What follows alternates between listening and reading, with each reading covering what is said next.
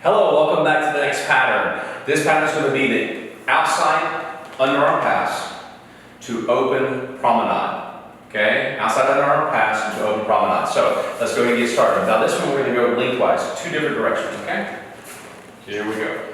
Close position and 1, 2, 3, 4, 5, 6.